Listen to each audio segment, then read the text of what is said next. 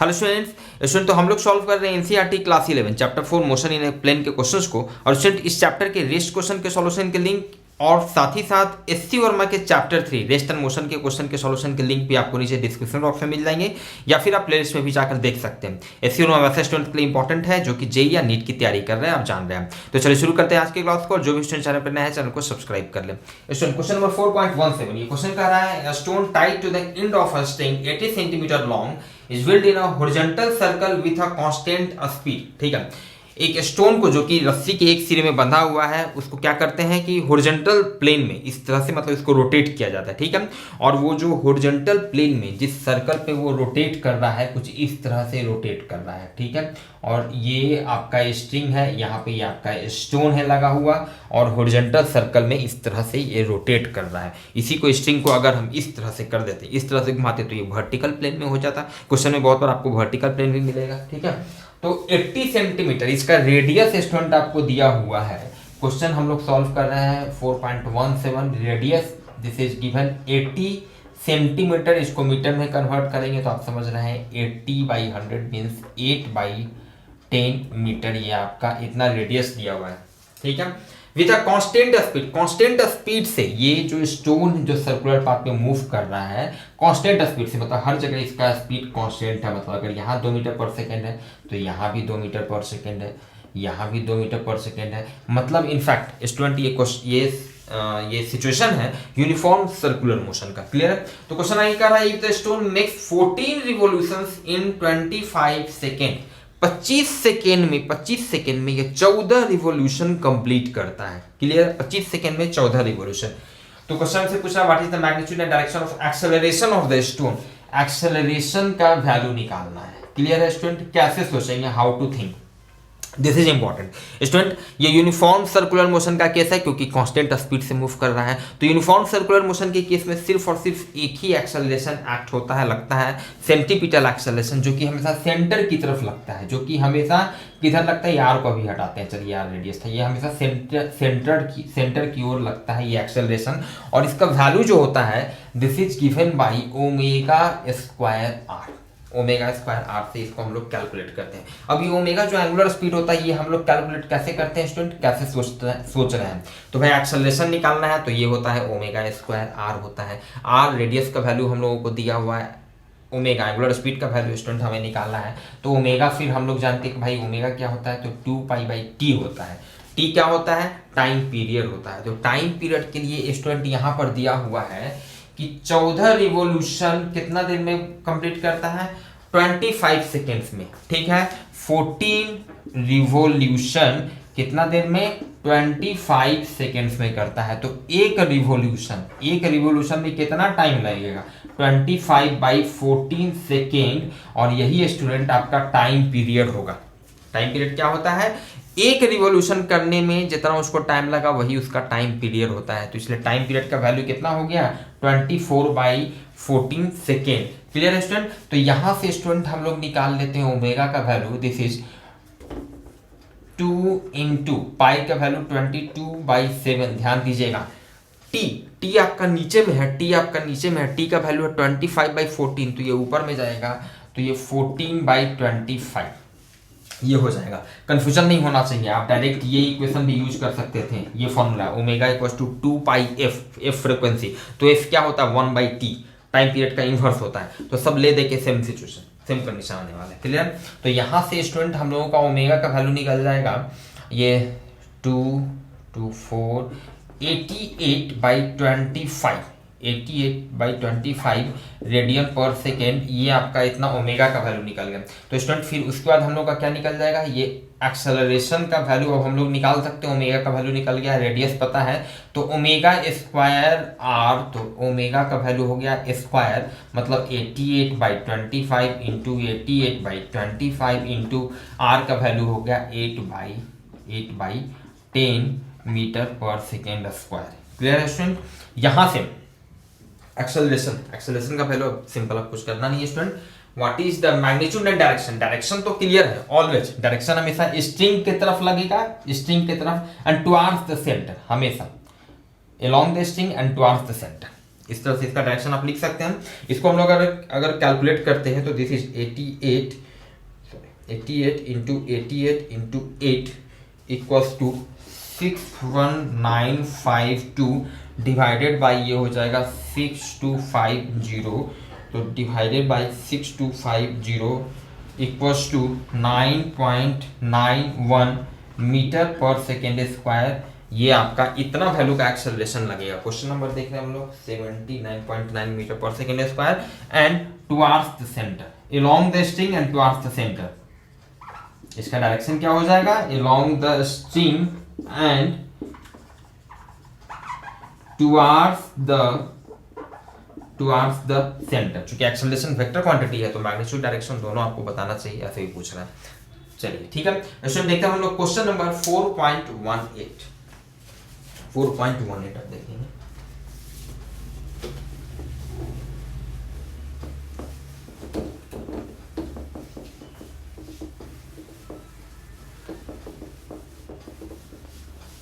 ये question student कर रहा है, an aircraft executes a horizontal loop. Again similar situation है पहले वाला। एक एयरक्राफ्ट जो है एक हॉरिजॉन्टल लूप पे इनफैक्ट मूव कर रहा है जिसका रेडियस है 1 किलोमीटर। मतलब ये क्वेश्चन हो गया 4.218, मतलब ये एक हॉरिजॉन्टल लूप है इस तरह से, और इस हॉरिजॉन्टल लूप पे एक एयरक्राफ्ट जो है लाइक दिस, ये एयरक्राफ्ट आप इस तरह से इसको लाइक दिस लगना चाहिए। चलिए ठीक है, जिसका रेडियस है ये मूव कर रहा है इस हॉरिजॉन्टल पाथ पे, जिसका रेडियस r जो आपको दिया गया है, this is r equals to 1 kilometre, ये आपका रेडियस दिया हुआ है, with a steady speed of 900 kilometre per hour. Steady speed मतलब ये कांस्टेंट स्पीड से मूव कर रहा है 900 किलोमीटर पर आवर, मतलब ये स्पीड का v का वैल्यू आपको दिया हुआ है 900 किलोमीटर पर आवर। ओके चलिए ठीक है, compare centripetal acceleration with the acceleration due to gravity. Centripetal acceleration को कंपेयर करना with the acceleration due to gravity. तो एक्सेलरेशन ड्यू टू ग्रेविटी का वैल्यू तो हम लोग चलिए जान रहे हैं 9.8 मीटर पर सेकंड स्क्वायर। तो सेंट्रीपिटल एक्सेलरेशन चूंकि एक constant speed 900 kilometre per our के स्पीड से मूव कर रहा है, तो कंटिन्यूअसली इस पर जो एक्सेलरेशन जो होगा वो सेंटर की तरफ होगा हर पोजीशन पे, सेंटर की तरफ। क्लियर है? ये एक्सेलरेशन ए जो सेंट्रीपिटल एक्सेलरेशन है इसका वैल्यू हमें निकालना होगा। जी का वैल्यू तो पता है 9.8, तो ऑब्वियसली ये इसके लिए क्या करेंगे, कैसे सोचेंगे भाई, तो ए का वैल्यू यहाँ पे चूंकि जब स्पीड दिया है तो हम लोग डायरेक्ट ये फॉर्मूला यूज कर सकते हैं, a equals to v square by r. Clear है? चूंकि v का वैल्यू आपको दिया हुआ है, तो v का वैल्यू दिया हुआ है तो ऐसा करते हैं इसको मीटर पर सेकंड में कन्वर्ट कर लेते हैं। ये 900 किलोमीटर पर आवर, तो 900 ये इतना मीटर हो गया पर आवर, तो पर आवर 16 to 60, 1 आवर में 3600 सेकेंड, तो मीटर पर सेकेंड अब ये कन्वर्ट हो चुका है।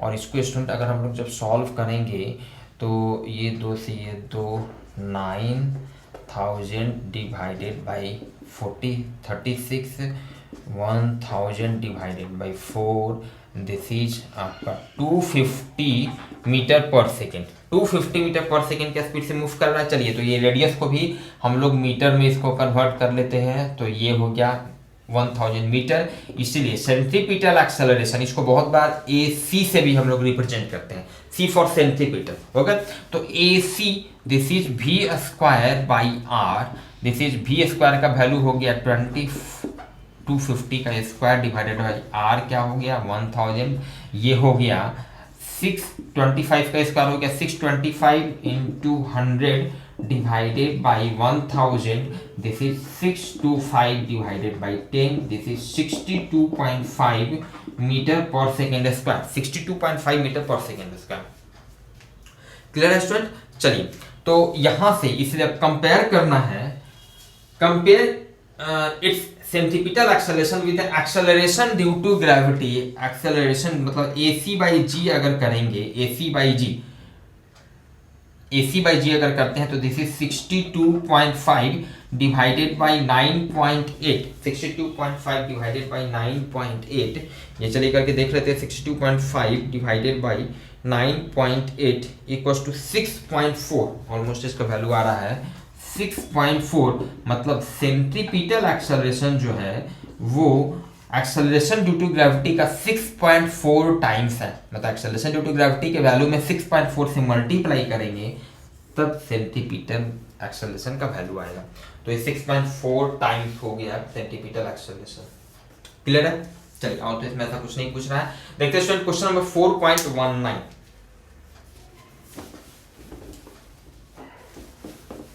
4.19 और ये इनफैक्ट ये क्वेश्चन आपका लग रहा है थ्योरेटिकल क्वेश्चन है। स्टूडेंट ये क्वेश्चन कह रहा है read each statement below carefully and state with reasons if it is true और फॉल्स। आपको ये 3 स्टेटमेंट दिए गए हैं एबीसी और चेक करना है कि इनमें से कौन से ट्रू और कौन से फॉल्स हैं। तो पहला स्टेटमेंट है the net acceleration of a particle in circular motion is always along the radius of the circle towards the centre. ध्यान दीजिएगा, अब तक हम लोग जो भी क्वेश्चन 2 क्वेश्चन सॉल्व किए तो दोनों ही क्वेश्चन में क्या हो रहा था कि एक्सेलरेशन हमेशा सेंटर की ओर लग रहा था। वो इसीलिए ऐसा हो रहा था क्योंकि वो केस था यूनिफॉर्म सर्कुलर मोशन का केस था, जब पार्टिकल जो है सर्कुलर पाथ पे मूव करता है with constant speed, her moment her instant पे उसका स्पीड कांस्टेंट रहता है, तभी एक्सेलरेशन सेंटर की ओर लगता है। अदरवाइज ध्यान दीजिएगा नॉन यूनिफॉर्म सर्कुलर मोशन के केस में, नॉन यूनिफॉर्म सर्कुलर मोशन के केस में मतलब अगर पार्टिकल सर्कुलर पाथ में मूव कर रहा है लेकिन हर जगह स्पीड अगर अलग अलग हो, मान लिया इस टाइम यहाँ पे 2 मीटर पर सेकेंड है, कुछ टाइम के बाद यहाँ पे स्पीड मान लिया 5 मीटर पर सेकेंड है, कुछ टाइम के बाद मान लिया यहाँ पे 11 मीटर पर सेकेंड है, तो हर जगह अगर स्पीड अलग अलग हो तो ये हो गया नॉन यूनिफॉर्म सर्कुलर मोशन का केस। और स्टूडेंट इस केस में 2 एक्सेलरेशन एक्ट होता है, एक तो सेंट्रीपिटल एक्सेलरेशन सेंटर की ओर होता है और दूसरा एक टेंजेंशियल एक्सेलरेशन होता है। 2 एक्सेलरेशन, तो जो नेट एक्सेलरेशन का डायरेक्शन होता है वो दोनों एक्सेलरेशन के रिजल्टेंट, उसका रिजल्टेंट वेक्टर हो जाता है तो उसका डायरेक्शन उस हिसाब से हम लोग वेक्टर के हिसाब से निकाल लेते हैं। मतलब कि नॉन यूनिफॉर्म सर्कुलर मोशन के केस में नेट जो एक्सेलरेशन होता है वो सेंटर की ओर नहीं होता है, उसका डायरेक्शन होता है जो रिजल्टेंट वेक्टर होता है सेंटीमीटर एक्सेलरेशन और टेंजेंशियल एक्सेलरेशन का। तो यहाँ पे ये कह रहा है कि net acceleration of particle in circular motion is always along the radius, नहीं तो ये गलत है, ऑलवेज नहीं होता है, ओनली सिर्फ और सिर्फ circular motion uniform circular motion के केस में, इसको शॉर्ट में अगर लिखते हैं तो यूनिफॉर्म सर्कुलर मोशन के केस में ऑलवेज मतलब कि ऑलवेज एक्सेलरेशन जो होता है अलोंग सेंटर होता है, अलोंग सेंटर होता है, सिर्फ और सिर्फ यूनिफॉर्म सर्कुलर मोशन के केस में। नॉन यूनिफॉर्म में क्या होगा, वो उसका नेट जो डायरेक्शन होगा वो रिजल्टेंट होगा टेंजेंशियल वेक्टर, टेंजेंशियल एक्सेलरेशन और सेंटीमीटर एक्सेलरेशन का। तो ये आपका फॉल्स हो गया स्टूडेंट। बी का स्टेटमेंट देखते हैं the velocity vector of a particle at a point is always along the tangent to the path of the particle at that point. Always, चाहे वो यूनिफॉर्म सर्कुलर मोशन का case हो, हर जगह speed constant हो, या नॉन यूनिफॉर्म सर्कुलर मोशन का case हो जैसा कि यहाँ पे दिखाया गया है, एक बात पक्का है कि हर इंस्टेंट पे किसी भी टाइम पे आपको देखना है कि वेलोसिटी का क्या डायरेक्शन है, तो उस पॉइंट पे आप टेंजेंट ड्रॉ कीजिए और टेंजेंट के डायरेक्शन में ही वेलोसिटी का डायरेक्शन होगा। वेलोसिटी का डायरेक्शन डिपेंड नहीं करता है कि वो पार्टिकल यूनिफॉर्म सर्कुलर मोशन में है या नॉन यूनिफॉर्म सर्कुलर मोशन में। क्लियर है? तो उस हिसाब से ये आपका बी स्टेटमेंट जो है वो ट्रू हो गया। ये सही है कि वेलोसिटी वेक्टर जो है वो हमेशा ऑलवेज टेंजेंशियल डायरेक्शन में होगा। ठीक है, चलिए सी में है the acceleration vector of a particle in uniform circular motion averaged over one cycle is null vector. कह रहा है कि यूनिफॉर्म सर्कुलर मोशन के केस में, यूनिफॉर्म सर्कुलर मोशन हर जगह स्पीड कांस्टेंट है, ठीक है, कोई पार्टिकल मूव कर रहा है, तो यूनिफॉर्म सर्कुलर मोशन के केस में एक सर्कल में ओवर वन कंप्लीट साइकिल, एक साइकिल में मान लिया यहाँ से आप देखना शुरू करते हैं, कोई पार्टिकल यूनिफॉर्म सर्कुलर मोशन में है, यहाँ से मान लिया मूव करना शुरू करता है, तो एक साइकिल जब वो यहाँ से पूरा इस तरह से गया घूमते हुए और वापस यहाँ पे जब पहुंच गया, तो कंप्लीट एक साइकिल में जो यूनिफॉर्म सर्कुलर मोशन में एक्सेलरेशन वेक्टर जो होगा वो नल वेक्टर होगा, मतलब जीरो वेक्टर होगा। ऑब्वियस है, क्योंकि ध्यान दीजिए यूनिफॉर्म सर्कुलर मोशन के केस में एक्सेलरेशन जो होता है हमेशा सेंटर की तरफ लगता है। तो आप किसी एक इंस्टेंट को, किसी एक सिचुएशन को कंसीडर कीजिए जब पार्टिकल यहाँ पर था, तो उस केस में जो एक्सेलरेशन था भाई वो इधर लगा। ये पार्टिकल जब घूमते घूमते घूमते एग्जैक्टली इसके जस्ट अपोजिट में डायगोनल ये अपोजिट पॉइंट पे पहुंच जाइए, इस पॉइंट पे, ठीक है। तो जब इस पोजीशन पे होगा तो एक्सेलरेशन का डायरेक्शन ये होगा, ध्यान दीजिए। और सेम मैग्नीट्यूड का है, चूंकि रेडियस सेम है, सेम स्पीड से मूव कर रहा, तो a equal to v square by r. तो सब जगह सेंटीपिटल एक्सेलरेशन सेंटर की ओर लगेगा और सब जगह उस एक्सेलरेशन का मैग्नीट्यूड वैल्यू भी बराबर होगा। तो भाई दो वेक्टर, ठीक है, ये एक मिनट, ये सेंटर की तरफ लग रहा है, मतलब कि ये पार्टिकल जब यहाँ पे है, ठीक है, तो सेंटर की तरफ एक्ट हो रहा है, इसके तरफ लग रहा है। जब पार्टिकल यहाँ पर था तब एक्सेलरेशन का ये डायरेक्शन हो गया। ध्यान दीजिएगा कि दो वेक्टर, दोनों का मैग्नीट्यूड बराबर, डायरेक्शन जस्ट अपोजिट, तो ये दोनों एक दूसरे को कैंसिल कर दिया। उसी तरह ध्यान दीजिए, जब पार्टिकल का कोई एक दूसरा स्टैंड कंसीडर करते हैं तो उस केस में एक्सेलरेशन सेंटीपिटल एक्सेलरेशन इस तरह से हो गया, और जब पार्टिकल घूम के फिर यहाँ पे पहुंचा तो फिर सेंटीपिटल एक्सेलरेशन इस तरफ से हो गया। अगेन ये दोनों एक दूसरे को कैंसिल कर देगा, मैग्नीट्यूड तो हमेशा कांस्टेंट है, डायरेक्शन मतलब कि सारा जो रिजल्टेंट हो जाएगा वन कंप्लीट साइकिल में, आप समझ सकते हैं, सारा एक दूसरे को सब कैंसिल करता चला जाएगा। क्या हो जाएगा? जीरो हो जाएगा। जीरो वेक्टर नल वेक्टर हो जाएगा। चूंकि ऑब्वियस है एक्सेलरेशन वेक्टर क्वांटिटी है, तो वेक्टर को ऐड करेंगे तो वेक्टर ही मिलेगा। तो क्या मिलेगा?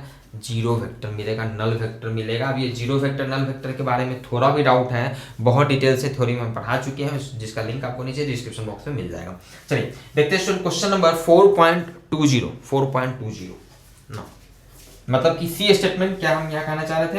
अब इज नल वेक्टर, तो हाँ ट्रू है, सी आपका ट्रू हो गया, वन कंप्लीट साइकिल में ट्रू होगा in case of uniform circular motion.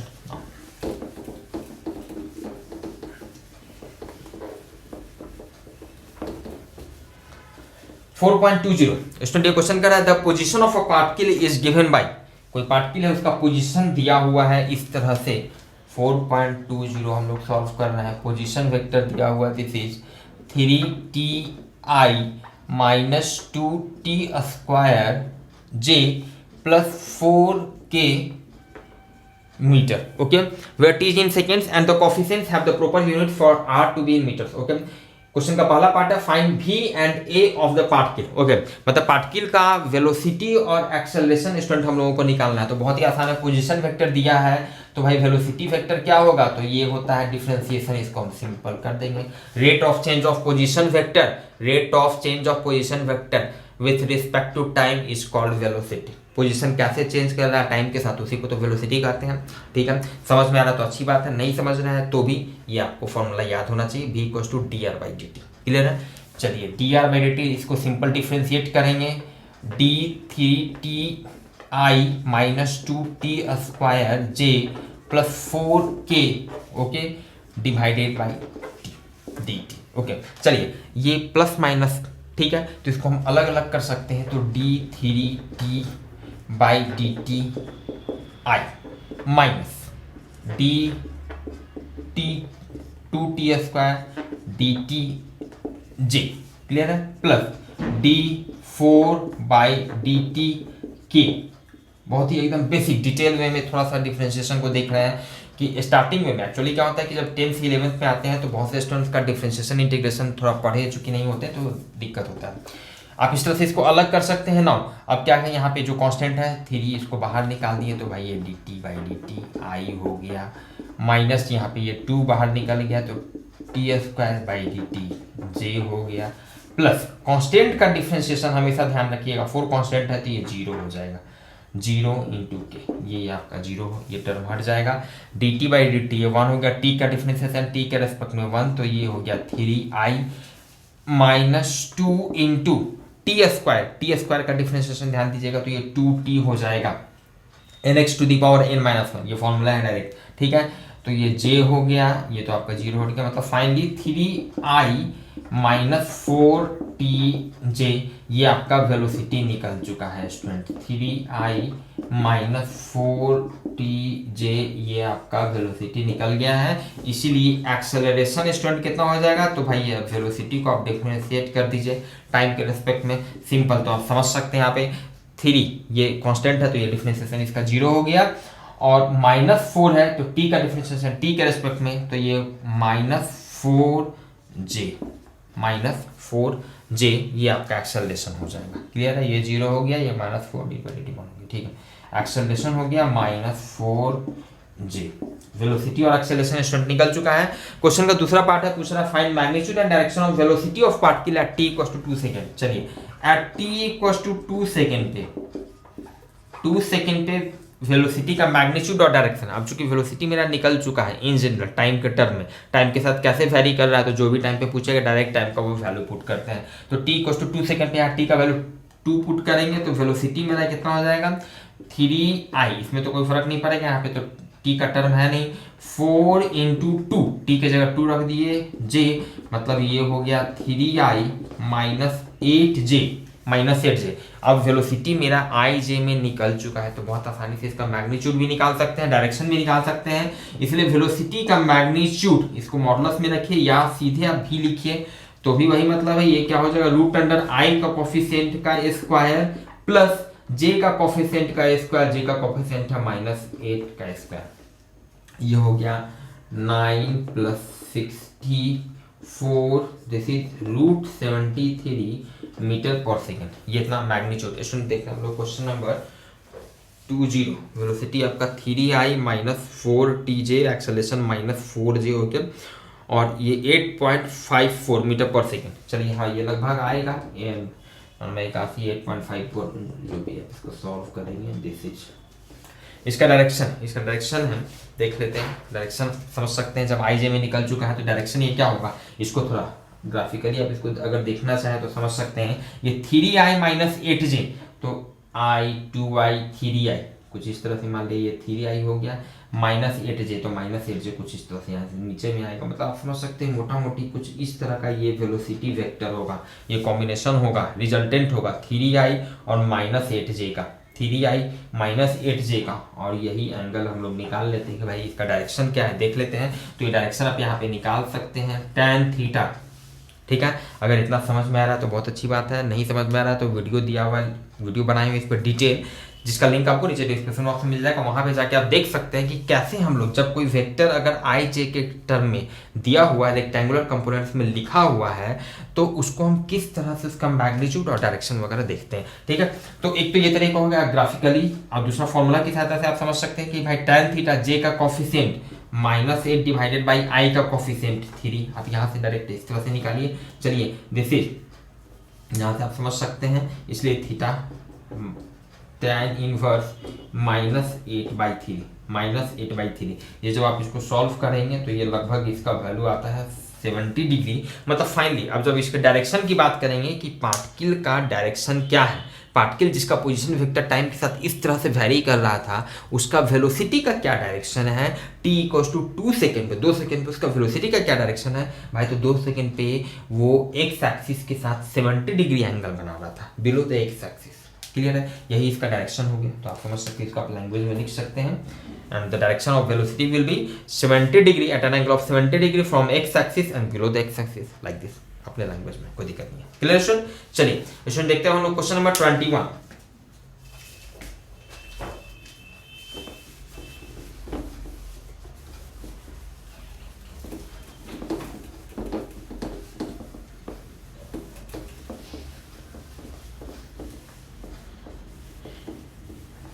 Question number 21 student, ये क्वेश्चन कह रहा है a particle starts from origin at t = 0 second with velocity of 10j meter per second and moves in the xy plane with a constant acceleration of 8i plus 2j meter per second square। Okay, question का पहला part है, at what time is the x coordinate of the particle 16 meter, what is the y coordinate of the particle at that time, what is the speed of the particle at that time। Okay चलिए ठीक है, जो भी student इस तरह के questions को कैसे सॉल्व करते हैं तो समझिएगा।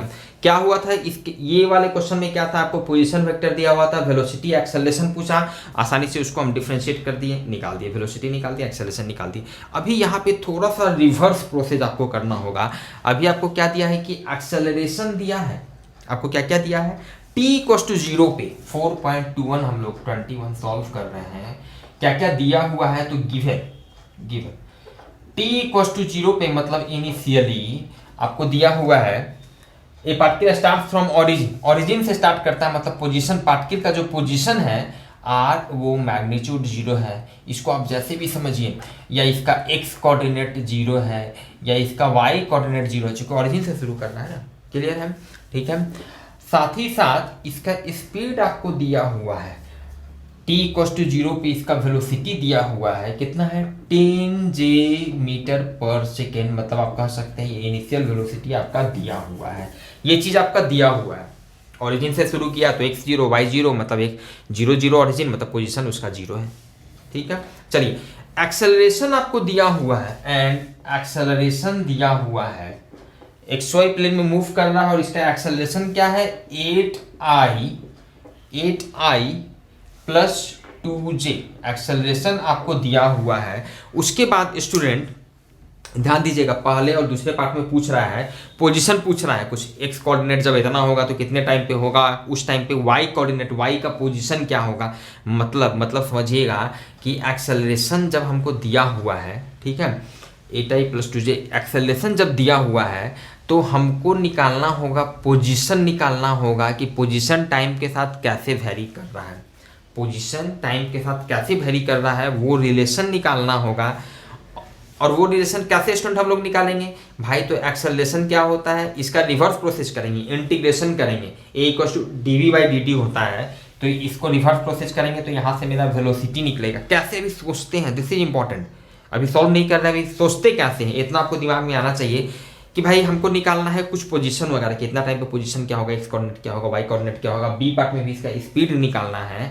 मतलब कि सीधा सा बात है कि हम लोगों को एक रिलेशन चाहिए कि पोजीशन कैसे वेरी कर रहा है टाइम के साथ, वेलोसिटी स्पीड कैसे वेरी कर रहा है टाइम के साथ। तो उसके लिए क्या करेंगे भाई, एक्सेलरेशन है तो इंटीग्रेशन का प्रोसेस करके यहाँ से वेलोसिटी निकालेंगे, फिर वेलोसिटी का इंटीग्रेशन करेंगे dr/dt, तो वहाँ से फिर पोजीशन निकलेगा, और इस तरह से फिर उसका देखते हैं कुछ रिलेशन आएगा टाइम के साथ कैसे वेरी कर रहा है, वहाँ से निकाल देंगे जो भी पूछ रहा है, देखते हैं। तो एक्सेलरेशन जब इतना है तो यहाँ पे आप एक्सेलरेशन को लिख सकते हैं dv/dt equals to 8i plus 2j, clear है। नाउ यहाँ से स्टूडेंट हम लोग इसको इस तरह से लिख सकते हैं, ये आपका dv हो गया और इधर ये आपका इधर चला गया तो ये हो गया 8i plus 2j, 8i plus 2j ये dt हो गया। चलिए ठीक है, अब दोनों तरफ इंटीग्रेट कर देते हैं, दोनों तरफ इंटीग्रेट कर देते हैं, क्लियर है। चलिए नाउ जब आप इसको इंटीग्रेट करेंगे तो आप समझ रहे हैं। अच्छा ये इसका इंटीग्रेशन का लिमिट भी ले सकते हैं, t इक्वल टू 0 पे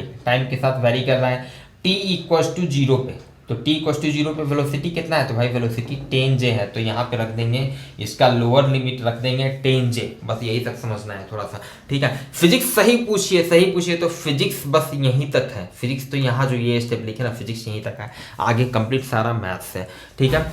t इक्वल टू 0 पे इनिशियली v का वैल्यू क्या है, t इक्वल टू 0 पे तो भाई 10j है। अब t इक्वल टू t रख देते हैं, मतलब इन जनरल किसी टाइम t पे वेलोसिटी क्या है तो v मान लेते हैं, ये हम लोगों को v निकालना है कि वेलोसिटी क्या है, वही निकालना है, टाइम के साथ कैसे वेरी कर रहा है। तो देखते हैं dv का इंटीग्रेशन, तो ये हो गया भाई v हो गया, लोअर लिमिट हो गया 10j, अपर लिमिट हो गया v हो गया। चलिए इक्वल्स टू इसको इंटीग्रेट करेंगे तो 8i dt, ध्यान दीजिएगा, तो 8i dt तो 8ti हो जाएगा, 8ti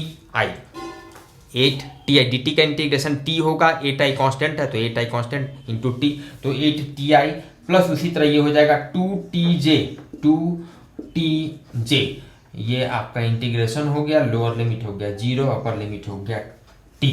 चलिए यहाँ से आप समझ सकते हैं v के जगह v, ये v हो गया वेलोसिटी वेक्टर, माइनस v के जगह हो गया 10j इक्वल्स टू इधर अपर लिमिट, एक बार t के जगह अपर लिमिट रखेंगे, एक बार t के जगह लोअर लिमिट रखेंगे, अपर लिमिट t के जगह t सेम ये आ जाएगा, माइनस लोअर लिमिट रखेंगे तो t के जगह जब 0 पुट करेंगे तो ये भी 0 ये भी 0, मतलब कि आपका 8ti simple plus 2tj, minus 0 आप लिख भी सकते हैं, नहीं कोई फर्क नहीं पड़ेगा। इसलिए फाइनली यहाँ से ध्यान दीजिए, यहाँ से स्टूडेंट हमारा निकल चुका है, वेलोसिटी निकल गया है, this is 8ti plus 2tj plus ये माइनस 10j उधर जाएगा तो प्लस 10j होगा, तो 2t प्लस 10 को एक साथ कर देते हैं तो 2t प्लस 10j, ये स्टूडेंट हमारा वेलोसिटी अब निकल गया है। अब जिस टाइम पे जैसे भाई पूछेगा वैसे वो वैल्यू पुट करेंगे, उस टाइम पे हम वेलोसिटी निकाल सकते हैं। वेलोसिटी जब निकल जाएगा तो उसका मैग्नीट्यूड या स्पीड जो कहिए उसका रूट अंडर आई का कोफिशिएंट उसका j का कोफिशिएंट सब निकाल लेंगे, मतलब b वाले पार्ट को आप आसानी से निकाल सकते हैं। देखते हैं चलिए पोजीशन निकालना है, ए वाले पार्ट के लिए हमको एक्स कोऑर्डिनेट और वाई कोऑर्डिनेट कैसे बदलना है, कुछ ऐसा पूछ रहा है। तो पोजीशन मतलब हम लोग को फाइनली निकालना होगा। तो अब जब वेलोसिटी निकल चुका है तो पोजीशन निकाल सकते हैं ऑल्सो। पोजीशन कैसे निकालेंगे, अब वेलोसिटी जब इतना है तो देखिए v के जगह हम लिखेंगे v equals to position d r by d t. ये कितना है, v कितना है 8ti plus 2t plus 10j। Clear है। चलिए यहां से स्टूडेंट जैसा एकदम पहले यहां पर किए थे एग्जैक्टली उसी तरह से ये dr इधर हो गया और ये dt को इधर ले जाएंगे तो ये हो गया 8ti plus 2t plus 10j dt exactly. अब पहले की तरह यहाँ पे चलिए इंटीग्रेट करेंगे। इधर टाइम है, इधर पोजीशन है, t इक्वल्स टू 0 पे, t इक्वल्स टू 0 पे पोजीशन क्या था भाई, तो शुरू में जब t 0 है तो पोजीशन भी 0 है, t जब 0 है तो पोजीशन भी 0। ऑरिजिन से शुरू किया है चलना, ऑरिजिन से चलना शुरू किया है तो ये पोजीशन भी 0 है। और किसी टाइम t पे पोजीशन मान लेते हैं r वेक्टर है, तो ये r वेक्टर हमें निकालना है। क्लियर है स्टूडेंट। चलिए अब एग्जैक्टली पहले वाले की तरह ये dr का इंटीग्रेशन r होगा, r माइनस 0 करेंगे, ये इधर पोजीशन वेक्टर r हो गया। इसको इंटीग्रेट करेंगे तो 8ti dt, इसको अलग अलग कर सकते हैं, प्लस इतना है तो 8t dt, 8t dt का 8t स्क्वायर बाई 2 होगा। तो t स्क्वायर बाई 2 क्या होगा, 4, 2 से 4 कट जाएगा मतलब 4t स्क्वायर, तो ये हो जाएगा 4t स्क्वायर i। क्लियर है। t का इंटीग्रेशन हो जाएगा t square by 2, t square by 2 से 4 कटा तो 4t स्क्वायर प्लस, चलिए इसको अलग अलग भी आप कर सकते हैं 2t dt 2tj dt, तो ये हो जाएगा t स्क्वायर बाई 2, तो 2 से 2 कैंसिल हो जाएगा तो t स्क्वायर j 10 dt का हो जाएगा प्लस 10t dt का इंटीग्रेशन t और ये j। क्लियर है। ये इस तरह से इसको 0 और t पुट कर दिए। क्लियर है स्टूडेंट। चलिए यहाँ से आप समझ सकते हैं पोजीशन वेक्टर स्टूडेंट हम लोगों का निकल चुका है 4t स्क्वायर, सब जगह पहले की तरह t ऊपर माइनस, जब t के जगह 0 रखेंगे सारा 0 तो ये सीधे आपका आ गया 4t स्क्वायर i प्लस ये दोनों को एक साथ फिर से कर देते हैं t स्क्वायर प्लस 10tj। ये स्टूडेंट हमारा पोजीशन वेक्टर निकल चुका है। अब जो जो पूछेगा वैसे वैसे रखते चले जाएंगे। वन थिंग ध्यान दीजिएगा, ये पोजीशन वेक्टर जो निकला इतना i प्लस इतना j, मतलब यही तो आपका ये x कोऑर्डिनेट, इसी को ना ऐसे हम लोग लिखते हैं xi प्लस yj, इसी को ऐसे लिखते हैं xi प्लस yj। मतलब कि x कोऑर्डिनेट जो है, ये x कोऑर्डिनेट जो है कैसे टाइम के साथ वैरी कर रहा है, तो x जो है वो 4t स्क्वायर टाइम के साथ इस तरह से वैरी कर रहा है। और y कोऑर्डिनेट कैसे वैरी कर रहा है टाइम के साथ, तो y की जगह हो गया इतना j, तो t square plus 10t, t square plus 10t। अब भाई आप जो जो पूछिए सब चलिए हम लोग वैल्यू रखते जाते हैं, निकालते चले जाते हैं। क्वेश्चन का पहला पार्ट है ए पार्ट में पूछ रहा है at what time is the x coordinate of the particle is 16 metre. किस टाइम पे x कोऑर्डिनेट का वैल्यू जो है 16 मीटर है। तो पहले वाले पार्ट में x का वैल्यू 16 रखेंगे तो 4t स्क्वायर, यहाँ से आप समझ सकते हैं इसको सब सॉल्व करेंगे, t स्क्वायर 4 मतलब t का वैल्यू 2 सेकेंड, मतलब कि 2 सेकेंड पे पार्टिकल का x कोऑर्डिनेट का वैल्यू जो है 16 मीटर होगा। ठीक है। दूसरा पूछ रहा है what is the y coordinate of the particle at that time, और उस टाइम पे y कोऑर्डिनेट का वैल्यू क्या होगा, इसीलिए at t equals to 2 second पे y कोऑर्डिनेट कितना हो जाएगा, t के जगह 2 पुट कीजिए, 2 स्क्वायर प्लस 10 इंटू 2 मतलब 24 मीटर y कोऑर्डिनेट का वैल्यू हो जाएगा 24 मीटर। बी पार्ट में पूछा what is the speed of the particle at that time, उस टाइम पे स्पीड का वैल्यू क्या होगा बी पार्ट, तो भाई t इक्वल्स टू 2 सेकेंड पे वेलोसिटी पहले देख लेते हैं। t इक्वल्स टू 2 सेकेंड पे वेलोसिटी कितना हो जाएगा, ध्यान दीजिएगा, इसमें 2 पुट करेंगे तो 8 इंटू 2 16i प्लस 2 पुट करेंगे 14j, तो वेलोसिटी मेरा निकल चुका है t इक्वल्स टू 2 सेकेंड पे। तो ये स्पीड पूछ रहा है, मतलब इसका मैग्नीट्यूड निकाल दीजिए, इसीलिए इसका मैग्नीट्यूड स्टूडेंट क्या हो जाएगा, रूट अंडर i का कोफिशिएंट 16 का स्क्वायर 256 प्लस 14 का स्क्वायर 196 इक्वल्स टू, इसमें कितना हो जाएगा थोड़ा सा देख लेते हैं,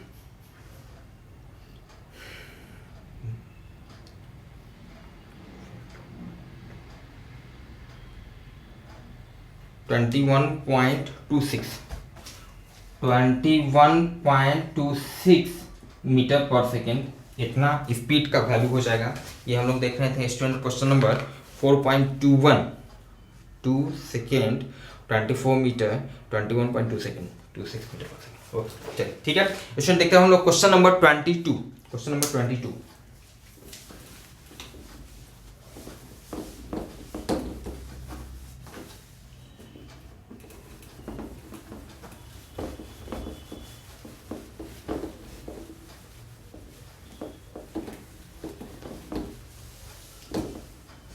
क्वेश्चन नंबर 22। ये क्वेश्चन कह रहा है student I and J are unit vectors, पता है हम लोगों को ऑर्थोगोनल यूनिट वेक्टर है, ठीक है। सबका मैग्नीट्यूड 1 होता है, आई वेक्टर एक्स एक्सिस की तरफ, जे वेक्टर वाई एक्सिस की तरफ, along x and y axis respectively find the magnitude and direction of vector I plus j and I minus j। Okay 4.22 चलिए, तो हम लोगों को क्या निकालना है स्टूडेंट, दो वेक्टर है, वेक्टर i प्लस जे और वेक्टर i माइनस जे, ये दोनों वेक्टर का अलग अलग मैग्नीट्यूड और डायरेक्शन निकालना है। चलिए तो पहला वेक्टर को मान लेते हैं ये p वेक्टर है, मान लेते हैं this is i plus J, and दूसरा वेक्टर q वेक्टर है, ये मान लेते हैं i माइनस जे। तो वेक्टर p और q का मैग्नीट्यूड और डायरेक्शन निकालना है। चलिए ठीक है स्टूडेंट, अब पता है आप बेसिक चीज जान रहे हैं, ये i वेक्टर जो होता है एक्स एक्सिस के अलॉन्ग होता है, इसका मैग्नीट्यूड कितना होता है 1 होता है, यूनिट वेक्टर है। j वेक्टर y एक्सिस की तरफ होता है, मैग्नीट्यूड 1, ठीक है, और k वेक्टर z एक्सिस की तरफ। चलिए ठीक है, k वेक्टर यहाँ पे नहीं है, तो p वेक्टर का मैग्नीट्यूड निकालना है। बहुत तरीके से निकाल सकते हैं, बहुत इजी क्वेश्चन। देखिए पहला ग्राफिकल मेथड आप समझ सकते हैं कि भाई क्या होगा, i1 है j1 है, तो i प्लस जे, पहले तो i प्लस जे, तो ट्राइंगल लॉ के हिसाब से ये i vector tail head plus tail head, ये j वेक्टर हुआ,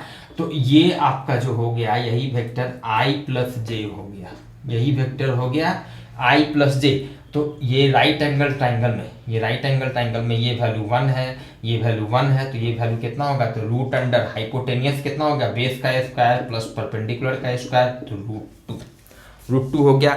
ये एंगल निकाल सकते हैं थीटा, एंगल थीटा कितना हो जाएगा, टैन थीटा, तो परपेंडिकुलर भी 1, बेस भी 1, तो 1/1, तो थीटा हो गया 45 डिग्री। एक तो ये तरीका हो गया ग्राफिकली, क्लियर है, आई और जे को डिनोट किए ट्राइंगल लॉ के हिसाब से, ये वेक्टर जो हो गया ये आई प्लस जे हो गया, ये राइट एंगल ट्राइंगल है क्योंकि आई और जे एक दूसरे पर परपेंडिकुलर है, ये एक्स एक्सिस की तरफ वाई एक्सिस की तरफ निकालते। एक ये तरीका हो पहला मेथड। दूसरा मेथड उसी तरह एग्जैक्टली आप क्यूब के लिए भी निकाल सकते हैं, समझिएगा, क्यूब वेक्टर के लिए भी ये आई वेक्टर हो गया, तो क्यूब वेक्टर किसका रिजल्टेंट है, ये है दो वेक्टर का रिजल्टेंट, एक वेक्टर आई प्लस माइनस जे वेक्टर का रिजल्टेंट, एक वेक्टर आई एक माइनस जे, तो जे वेक्टर ऊपर है तो माइनस जे वेक्टर इधर होगा ना, ये माइनस जे वेक्टर हो गया, इसी दोनों वेक्टर का जो रिजल्टेंट है ट्राइंगल लॉ के हिसाब से यही वेक्टर है क्यू वेक्टर आई माइनस जे वेक्टर।